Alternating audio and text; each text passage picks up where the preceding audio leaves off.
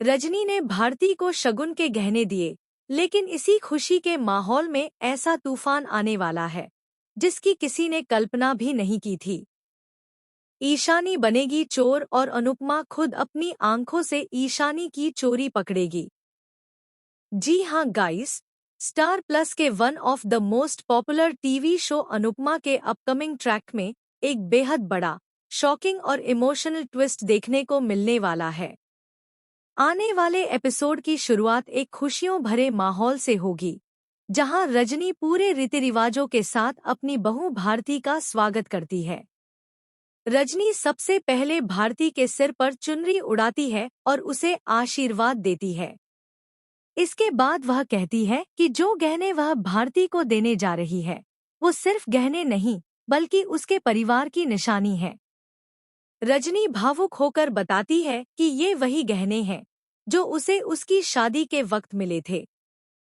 इसके बाद रजनी एक बहुत ही बड़ा और बेहद खूबसूरत ज्वेलरी सेट भारती को देती है। जैसे ही यह सेट सामने आता है, वहां मौजूद सभी लोग हैरान रह जाते हैं। चौल की सभी महिलाएं उस सेट की तारीफ करती नहीं थकती। हर तरफ खुशी का माहौल होता है, लेकिन इसी भीड़ में एक जोड़ी आंखें ऐसी भी होती हैं जिनमें खुशी नहीं बल्कि लालच साफ नजर आता है। और वो आंखें होती हैं ईशानी की। ईशानी की नज़र उस ज्वेलरी सेट से एक पल के लिए भी नहीं हटती। उसके दिमाग में कुछ और ही चल रहा होता है।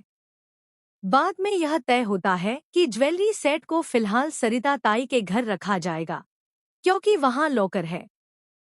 सरिता ताई भरोसे के साथ कहती है कि गहने पूरी तरह सुरक्षित रहेंगे। लेकिन दोस्तों, यहीं से कहानी लेती है खतरनाक मोड़। रात होते ही ईशानी चोर का रूप ले लेती है। वह हुडी पहनकर, चेहरा छुपाकर, दबे पांव सरिता ताई के घर में घुसती है। उसका दिल तेजी से धड़क रहा होता है, लेकिन लालच उसके डर पर भारी पड़ जाता है। ईशानी जैसे ही लॉकर की तरफ बढ़ती है, तभी अचानक उसका पैर फिसलता है और उसका हाथ सरिता ताई के नीचे दब जाता है। ईशानी दर्द से कराहने वाली होती है, लेकिन किसी तरह अपनी आवाज रोक लेती है।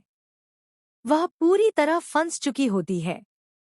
उसी वक्त दूसरी तरफ अनुपमा की नींद खुल जाती है। अनुपमा को अजीब सी बेचैनी महसूस होती है। जैसे ही वह उठने की कोशिश करती है, उसका पैर लड़खड़ाता है और वह गिरते गिरते सीधा सरिता ताई के घर की तरफ पहुंच जाती है। अंधेरे में